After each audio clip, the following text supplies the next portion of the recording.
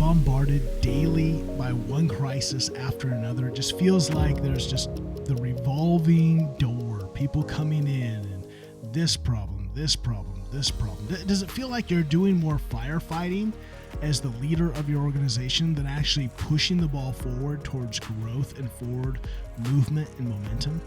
Well, that's what we're talking about today.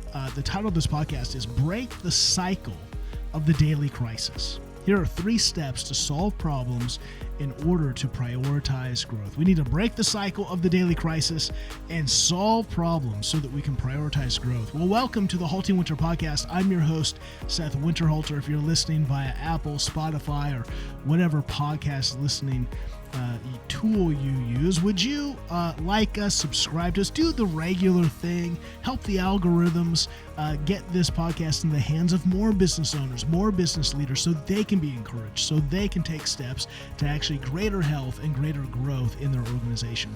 Again, you can check out the YouTube page if you want to watch. Maybe you have that up in your office during your lunchtime. You enjoy listening to the sound of my raspy voice and looking at my crazy face, and that makes you want to eat, I guess. I don't know. I don't know what's wrong with you. Maybe it's a diet plan. Listening to this podcast helps you diet. Okay, follow along. Again, you can follow us, Seth Winterhalter or HaltingWinter. Follow us on all social media platforms. And we ask you to do that not to build a following, is really to interact. We want to interact with you. We want to hear your story, know more about you, and so that we can help you soar higher, farther, and faster than ever before. Let's dive into the topic. How do we stop being bombarded with the daily crisis? Just this one after another. Problems. How do we stop? You'll notice last episode, you can go back and listen if this is the first episode you're listening to, we talked about rethinking our open door policy. I think it starts with this idea, especially from leaders, is I need to be available. We don't want to be shut off. There's a lot of shame right now. Like, oh, every CEO is just greedy. They're all rich. Oh, every business owner is rich and wealthy. They have their 7 homes. And again, people are stupid. They don't understand many things. And so it's always easy to criticize looking up when you've never been in the chair, when you don't understand the realities. And so just remember that, just kind of, hey, great, brush that off. It doesn't apply to you. Let stupid people be stupid. And hopefully things like this will educate and be like, hey, I don't think you totally have a right picture. But here's the thing, what you do need to do. You do not need to respond to the foolishness around you and have policies created to make things appear like, oh, well, look, like, no, I have an open door policy, so I actually love my team and my team have total access to me. Listen, I get what you're trying to do. The problem is it's why you're not growing. It's why you're not moving forward, because you've created a daycare center where any kid that wants to cry at any kid that drops its milk bottle gets to cry and pout and come into you and complain. And that is not healthy. We are leading now because of stupid policies that we haven't thought through. We're leading disorganized cultures, and that's what we want to do today. We want to nip this stuff in the bud. And it's not just, I'm not saying that your employees suck. I'm not saying that you suck. I'm saying that we live in a time where we oftentimes will institute things to make us look good, to make people around us not have to actually deal with reality, but deal with media, hoopapa. Instead of going, is this working? Is this actually helping us move our company forward? And this is why it's not, if your open door policy is turning you into a firefighter instead of into someone who has the intentional time to work on the things that matter most to move your company forward. Okay, you need both. You can't just, as I said in the last podcast episode, go listen to it. You can't just close the door and go, well, for the sake of growth, I'm shutting myself off from the world. That's not you're going to live so far in the future that no one's going to go with you. You have to know the lay of the land. You need open door realities to know your people, to serve and love your people, but you also need some closed door time to actually do the work that only you can do without being bombarded. And even when you are bombarded, I think that's what we're going to talk about today. Like, you need to handle real problems. right? Not fake problems, not just emotional problems. You need to handle real problems. And that's what I talked about last week. I started and said, here's the reality. If you are a leader who has constant interruptions, number one, and number two, those interruptions are problems that, number one, aren't problems. I'm going to dive into what I mean by that today. They're really emotional problems and not tactical problems that can be solved. It's just Johnny's frustrated, or Sally's just, come to the end of her wits by Tony. And hey, you're not there to be the emotional counselor.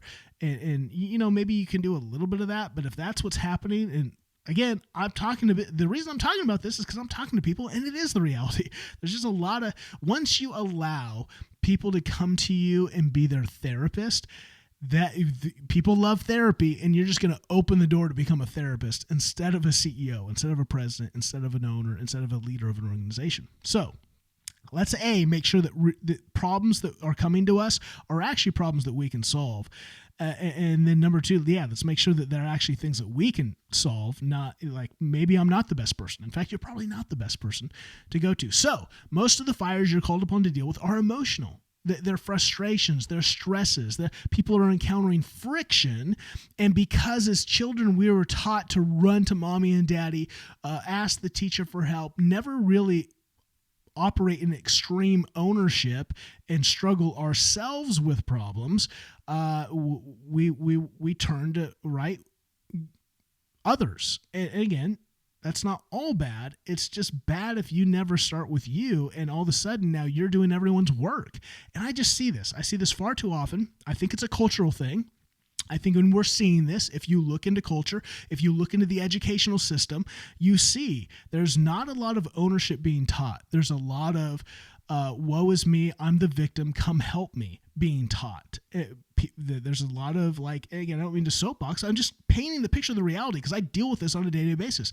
And you need to be mindful of this. I think if you're a baby boomer and you have Gen Z, millennials, whatever we're called, if you have young people in their 20s working for you, you've got to be aware of this, that this is, again, we're talking stereotypes, but be aware if you're starting to deal with a lot of emotional friction instead of real tangible problems that you can solve, this is awareness. And so you have to do some training to go, and this is one of the things I'm going to talk about today, a 3-step program to help solve this problem. And it's a double-edged sword, because their younger people are more prone than older people to look for help. Right when they encounter frustration and friction, it's like, I got to get help on this.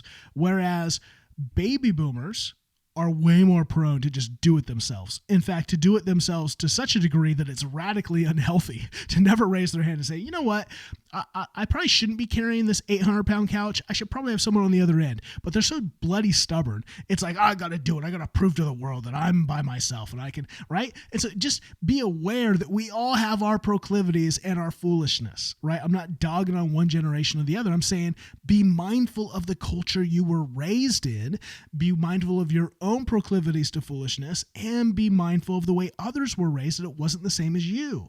And they're going to have some proclivities that aren't going to help you, and it's not going to. So if a Gen Z is always at the moment of friction coming to their baby boomer CEO and saying, because of the open door policy, you can talk to anyone at any time, like, I've got this problem, and you're prone to wanting to solve everything because you want to look important and you want to look like you care for the people. Do you see how it's a double-edged sword? This person isn't experiencing ownership for themselves and solving problems that they should deal with. You are not doing what you need to do and focus your time on moving the company forward. Instead, you're running a daycare center handling problems that really aren't your problems. So it's a double-edged sword. Okay? Does that make sense? I hope that gives some clarity. So what do we do? Here's what we do. A 3-step process to help your team take ownership, and it helps you get your time back to work on the things that only you can do. Number 2, that actually move the company forward. So what do we do when we encounter a problem? I would install this right away. Have a team meeting and say, guys, I think we're doing a little bit too much firefighting and not enough gardening, not enough planting, watering, weeding, and harvesting, and we need to change. Here's the 3-step process. When you encounter a problem, when you want to go to someone and go, I have a problem, I need help, the first thing you're going to do is you're going to, step one, write the problem down. Get that problem out of your head and get it down on paper. You want to know why? And everyone should be doing this with every problem.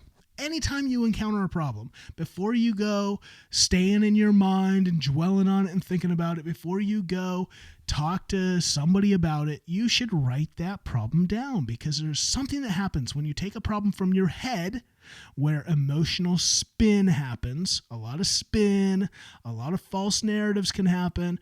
And again, it's usually driven by emotion. Versus when I'm writing it down, all of a sudden I've got to get clear. What actually is the problem? What are the facts? And when you start writing, something happens when you write words down that gives you accountability to say, yeah, okay. And you can be honest. You can say, Tim is frustrating. He smells like cabbage. Okay, but guess what? Your CEO can't help with that. Your CEO shouldn't help with that. Maybe you need to get over it, or maybe you need to talk to Tim about hygiene. I don't know, but that, you know what I mean? All of a sudden things become clear. It's like, oh, well, is there an actual problem here? Is this a work? Or I just think when people start to write down actually their problems, it eliminates 60% of all problems, because they're not problems, they're just frustrations. I'm just frustrated that I don't know the answer. I'm frustrated that I feel like this should be easy, and it's not easy. Whoa, now you're encountering real problems. And once you solve those, guess what? That moves a company forward. That moves the ability to actually serve more people. So let's solve real problems, and let's get rid of fake problems. Okay, so let's write the problem down so that all of a sudden we become a business and not a daycare. Okay, the bigger your organization gets, the more personalities and people are going to be on that team, and the more propensity to create junior high all over again. So how do you get rid of that? You have clear communication. You have clear communication. This is a part of clear communication. When I have an issue, I'm going to write things down so I can get clear on it and really figure out what's the problem. Because now it goes to step number 2. Once you've written the problem down and you have clarity, now you can identify the best person to help solve the problem. Right? Before you just run to the chief poobah of the organization, you can go, man, is this the person? Do I just need to own this problem? Is this a me thing that I just need to push? Or if I'm going to go to someone, what am I asking them? What about this problem am I asking someone else to solve? And now that I know what I need someone else to help me solve, who's the best person to actually do this? Is this actually my CEO? Is this actually, just because we have an open door policy and I can go all the way up the chain, do they actually have the skill, the insights? Is this in their realm of responsibility?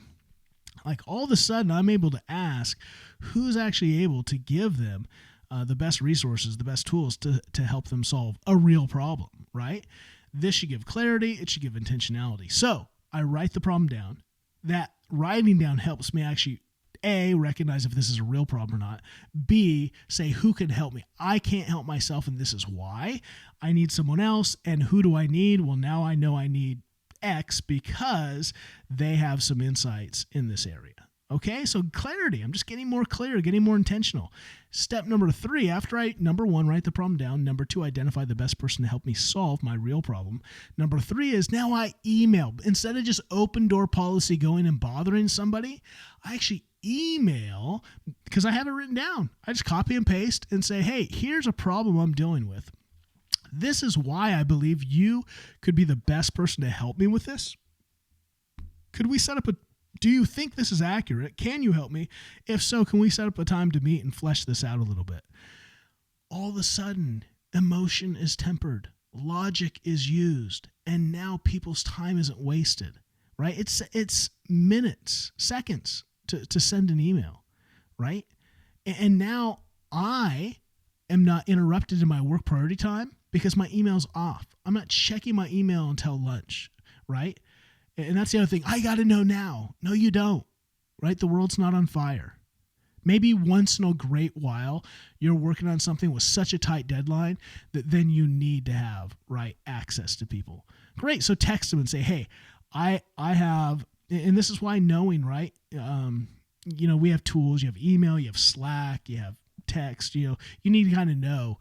There should be a clear communication on how you use those tools to get each other's attention. If you don't, you just use them all the time. It's just like people are just going to shut off everything and be like, I just don't want to be bothered anymore. That's not healthy.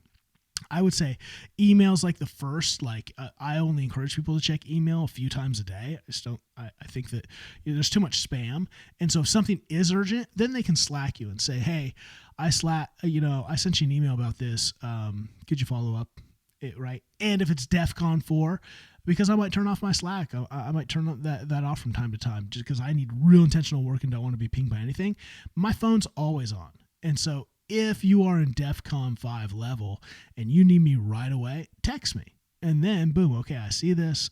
Now I'm going to respond because, right? And it better be. And that's why writing it out helps clarify, what level is this? Am I just freaking out, or is this holding up and I'm hindering the growth of our business because this needs to be solved right now? Like, it helps you understand timeline, helps all the employees, right? Helps the person dealing with the problem get clear, and it helps them then really think about next steps to solve it. Like I say, if you are in the top seat, you're the business owner, the business leader, this is going to eliminate just this 3-step process. I have people write it down. I have people identify the best person to help them solve the problem. I have them email it before they just go barging through doors. I have them email and then follow, depending on the priority rank of when this needs to get done, when this needs to be responded to. I have other tools. I can email. If it's a little more urgent, I can then Slack and say, hey, check your email. I have an issue that I need an answer to, or I need your feedback by such and such time. And if it's very urgent, then you say, I need to text this person because this is even more important than whatever they're working on to help grow the company forward. This is going to hinder that growth if we don't get some in the next hour, some movement through this obstacle. Right now we're thinking clearly. Now we actually are using communication tools with intentionality and purpose. And now I'm not putting out fires that are usually emotional drama fires instead of real fires, instead of real issues that are helping us grow and move forward. Okay, so perhaps you need help. Perhaps you're like, man, I am firefighting. I need to install that right away, right? You could do that. You could call a team meeting and go, hey guys, we need to get clear on communication tools here. We're doing too much reactive work. We need to be proactive. Even when we're reacting to things that are stressful and frustrating, we need to have a system in place, an easy system, a 3-step system, right? Not some huge, we got to create some policy manual and HR's got it. No, it's a 3-step. When you have a problem, write it down. Take that written down and ask yourself, do I need to just solve this, or do I need help? And why do I need them specifically to help me? And then I send an email and I say, hey, give me validation. Can you actually help me with this? If so, let's set up a time to meet, or help direct me to someone if you think you're not the person, do you have an insight on why not, and who do you think could help? Now we're communicating. Now we're a team. We're working together, right? If you say, man, I need help on this, hit me up, right? Set up a discovery call. Let's chat. Let's figure out how to create a healthy and thriving team culture so that you can maximize productivity, enjoyability, and growth. Remember, it should be fun going to work and not feeling like a dumpster fire. We got to get you off that. Check out Small Biz Flight School. Small Business Flight School is our tool to help you soar higher, to get you tuned up in your business really moving towards exponential growth, right? I want to see every business getting close to doubling their revenue year after year. And I think that's very possible. I've seen it happen. We've done it with hundreds of businesses. It's possible. You just have to do the work. And part of that work is this: being clear about, do I want to look good and have open door policies that tell people that I'm a fun-loving person who's available all the time, or do I actually want to grow my business? Do I want to be mindful and go, I want to have people have access to me, but I also want them to have the right kind of access.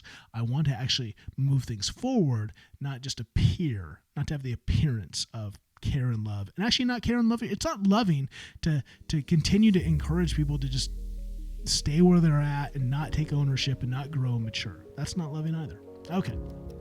Check out flightschool.com. Learn more there. Take action. Call a team meeting. Clarify the reality of the situation. We're doing more firefighting than gardening. We got to become gardeners. We need to plant. We need to water. We need to weed. We need to get to harvest. Number 2, install the 3-step problem-solving process that I went through today. Number 3, get some boundaries, right? Close your door. Make it open at lunchtime and after, right? Make it open until, figure out when's the best time for you and for your team. But make sure you have time to actually do what only you can do, and make sure you have time then to get a lay of the land and engage and serve the people around you. If you want to supercharge your growth, you've got to create boundaries to be able to do the essential work that will take you to that next level. It doesn't serve your people to run a daycare. Serve them best by doing your best work and encouraging them to do their best work. Tune in next time as we continue to give you insights on how to get your business out of the weeds, off the runway, and soaring higher than ever before. My name is Seth Winterhalter. This is the Halting Winter Podcast. Until next time.